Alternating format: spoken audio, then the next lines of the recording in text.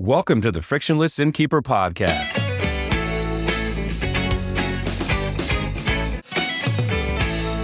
Coming right up, fresh tips and insights from lodging professionals aimed at helping you improve your business. Our podcast is brought to you by the Frictionless Guest App, the digital concierge that helps your guests to live like locals. Learn how at frictionlessguest.com. Steve Short, how are you? Doing well, Matt. What's going on?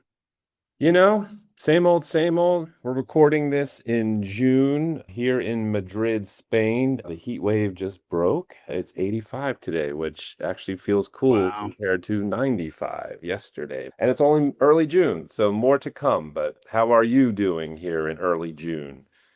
Awesome. Phenomenal weather lately after a lot of rain, and in the Baltimore, D.C. area, like 75-degree, incredible days. So it's been really nice lately. So That's awesome. That's awesome. You know why we love weather so much, Steve? Because we're human beings. We And are human beings. we are human, Yeah. and human beings matter, right? So it seems like everybody's talking about technology these days. We often do too. We've done it many times. We work in technology, but oftentimes the most critical element here in hospitality is the human/guest experience. That's right. And technology's good if it improves the experience, but it's not the be all and the end all. It's not the experience itself, right? And so it's good to step back after, having a lot of podcasts with technology people or AI based stuff or whatever.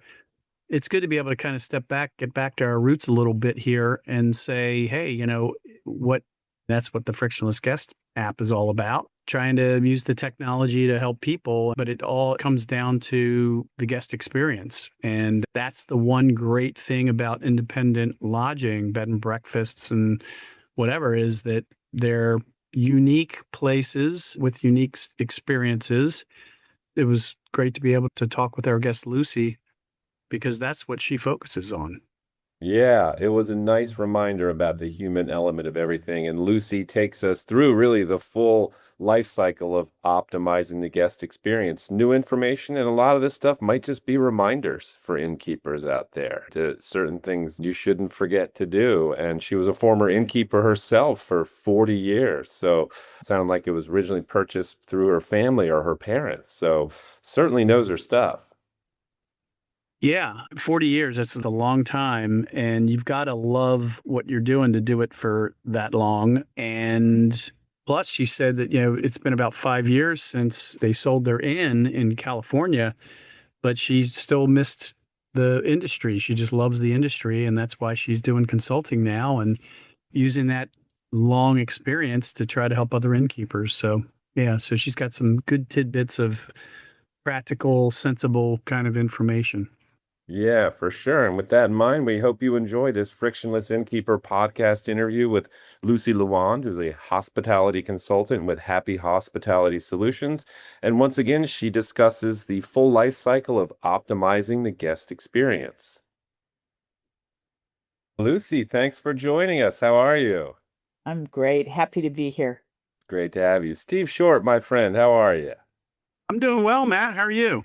I'm doing great. I'm doing great. Once again, it's always awesome to see your face. I don't know if our listeners know this, but we do record these over Zoom and we see each other. So I get to see Steve right. Short every time I do these podcast interviews. And it's great to meet Lucy. This is the first time we've had her on. Lucy is a hospitality consultant with Happy Hospitality Solutions.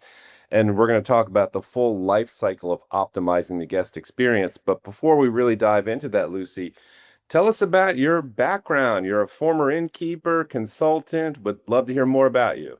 Sure. My parents got interested in innkeeping by going to Europe and on a wine trip. And we ended up in a small town in Northern California in the wine country. And we had Camellia Inn for 40 years. I sold it 5 years ago and traveled all over the place. I've always traveled a lot. And then I thought, I just miss hospitality so much. So I've been working with inns and wineries and restaurants to help them improve their guest experience. So That's awesome. Awesome. Awesome.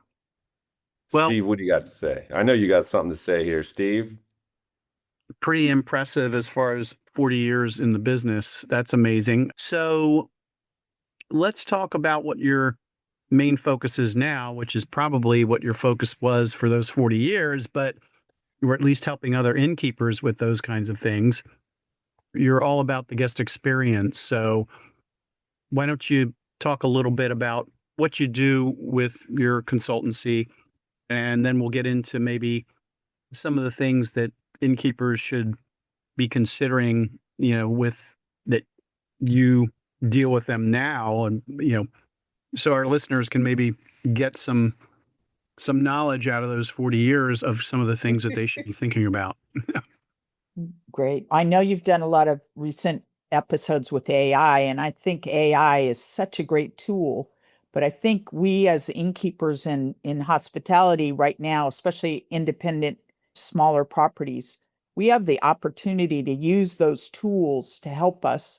But also because we are with our guests and our staff is with our guests, we have the opportunity to look at the entire guest experience from way pre-arrival when they find you on Facebook or however they find you, right through to when they're checking out and beyond. So I work with businesses to look at the entire spectrum of what's happening with the guest experience from beginning to end and see how we can personalize and customize it. So I'm a big believer that it's a giver and a receiver. I'm giving great hospitality, but I also get that wonderful feeling of that I've made someone's vacation a memorable experience. Yeah, it's interesting because with AI, and of course, the Frictionless Guest App is all about technology, but it really does come down to the human part of this. Maybe talk a little bit about the uniqueness and the differentiation that independent lodging has. And really, I would say the one thing, technology or no technology, that they have, typically it's unique places as a starting point, but there's still that human touch part of it that you're just not going to get at, a big brand or even maybe a smaller brand hotel or whatever place of lodging. You seem like a big advocate for that. And so maybe talk a little bit about your perspective there.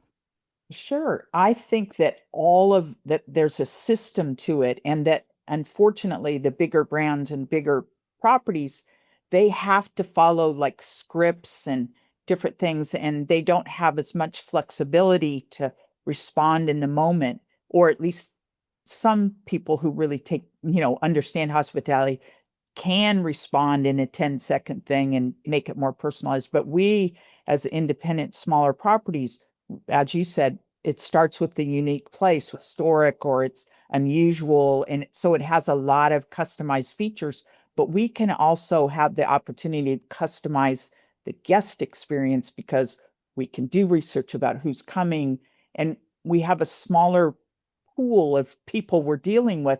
So it doesn't always have to be rote. It can be customized, personalized, and definitely you're building a relationship that, as we discussed earlier, starts from before they arrive to long after they arrive and hopefully come back again and again.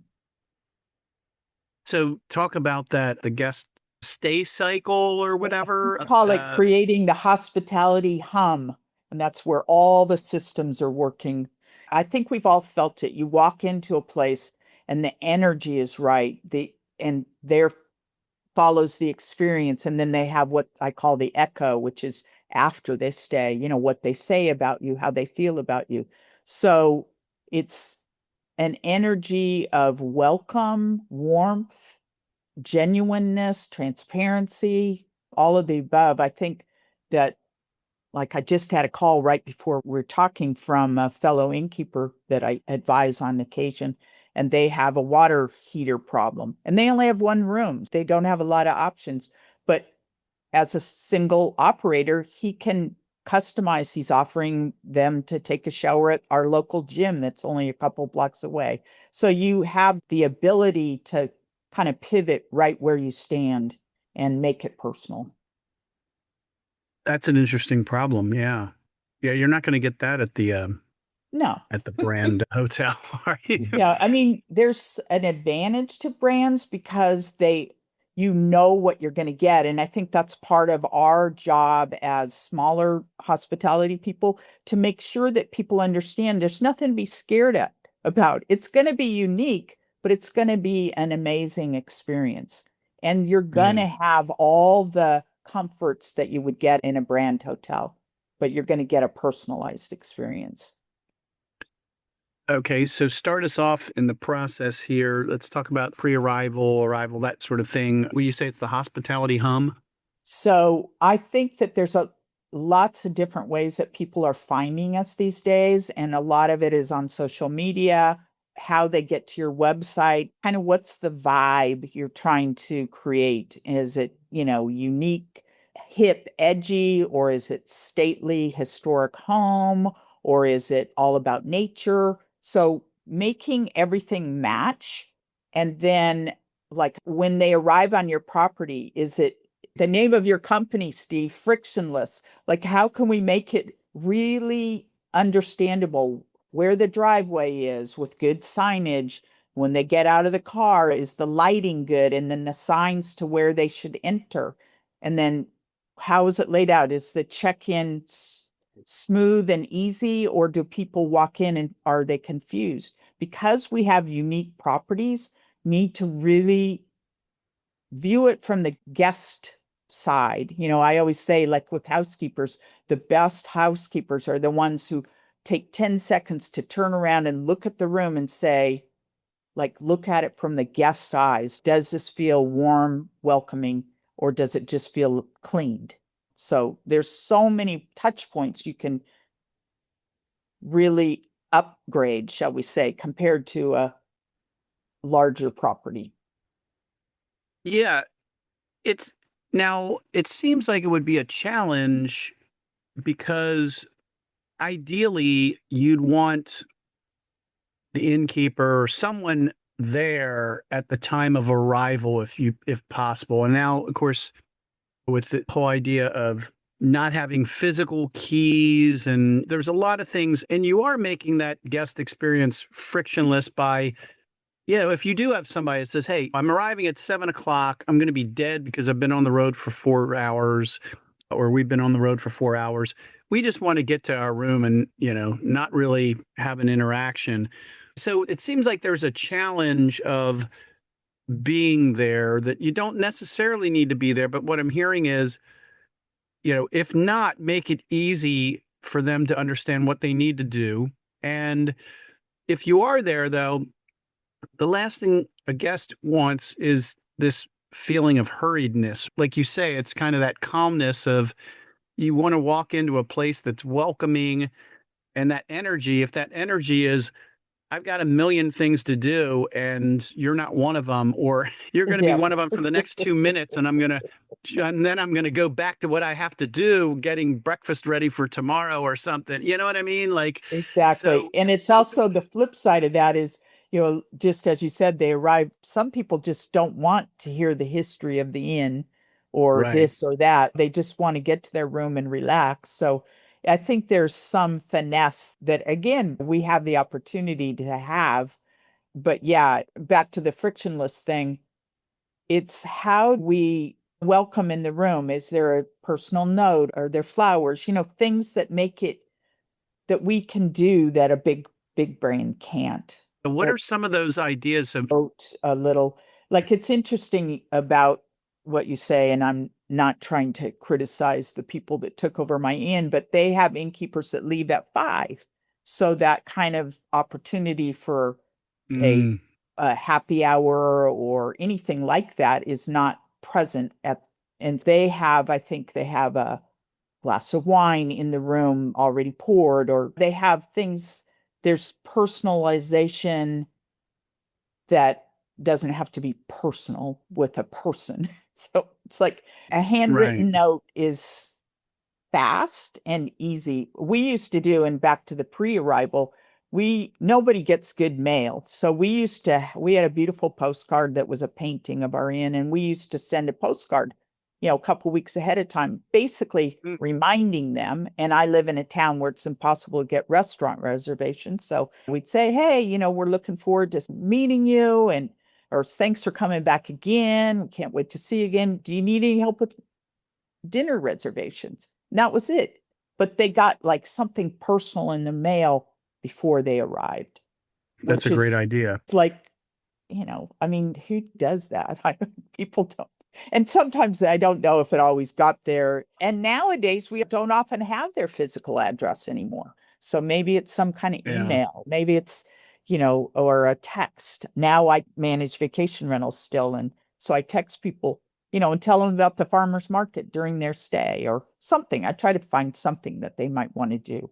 Or like the pre-arrival email, most PMSs, you're able to set that up, right? Like we suggest like links to our app at the time for the booking confirmation, but also pre-arrival. Like you say, hey, you need to make reservations now if you haven't already, because it's going to be hard to book a decent place that we suggest. Here's where you go to figure out where you might want to go, our recommendations, and make sure you call or let us know if you need help with reservations. One of the things too that we're big on is partnerships. And I'm wondering if that's something that you suggest for your clients, because I think I'm so glad you brought it up. We didn't even talk about it before, but yeah, collaboration with local businesses and, like I have a friend who has a very small winery and offer to make reservations with Melissa and her husband Mike, and they'll take you on a tour of their vineyard.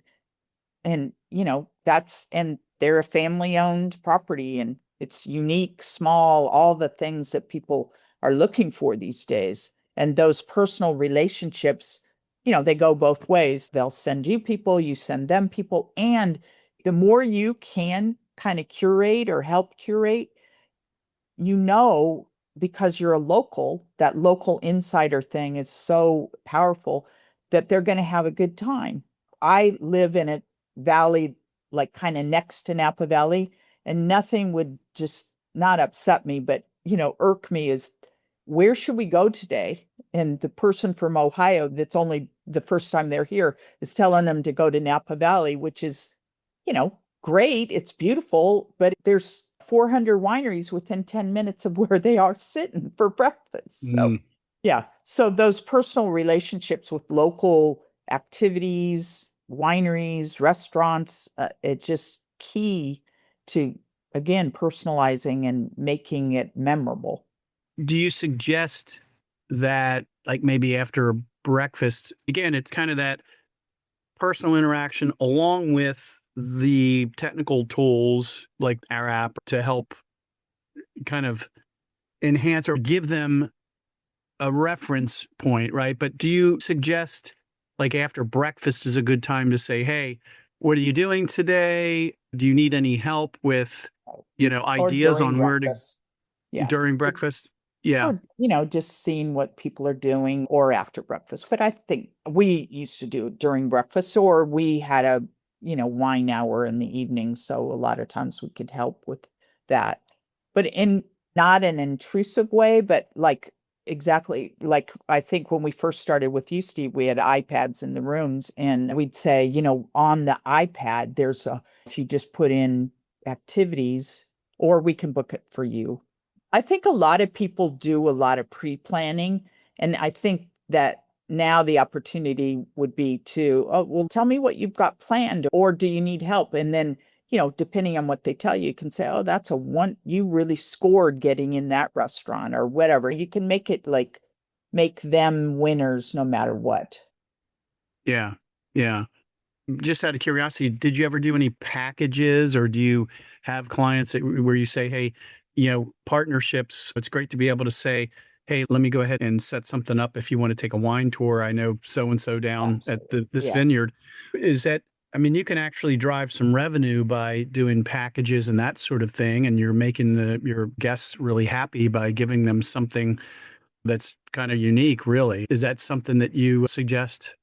Yes, absolutely. And we had an innkeepers association, and we had like, it was before it, well, our area has gone from charging for wine tasting to now, the wine industry's not doing as well. So not, but we had a pass where we, as a group of innkeepers, we were able to offer free tasting at 100 wineries, and we would help them decide where to go. And that was a partnership that worked both ways for the wineries and us. And it was, collaboration is so powerful for everybody.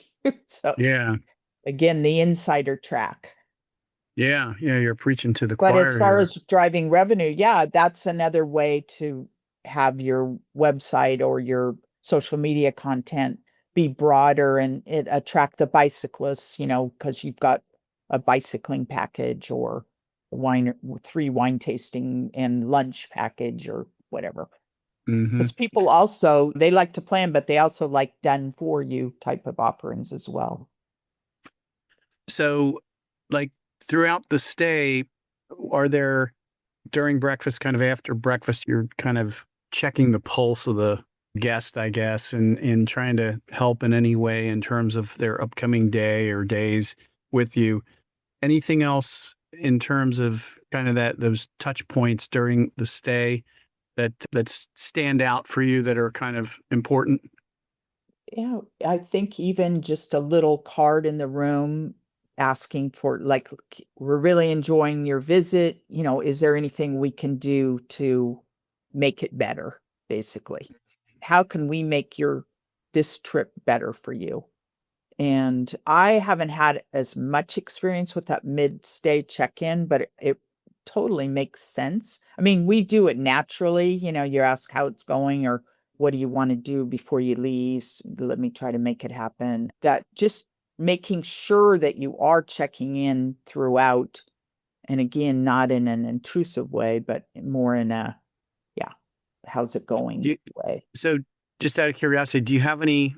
I mean, 40 years, you've got to have some interesting war stories of, I'm sure that you don't want to talk about of guests that you couldn't do anything about, but I mean, in my mind, the guest loyalty or any loyalty of anybody towards a business, that can actually be stronger when you have a problem, when they have a problem and you solve that problem. So it's like, okay, not ideal that I'm dealing with this problem, but it's more about the way the company, the host, whatever, deals with that problem and reacts to that problem, because you can understand people make mistakes, companies make mistakes, whatever. It's more about, okay, now that you know about the issue, what are you doing? And when they react in a really go out of their way to fix that problem, you remember that.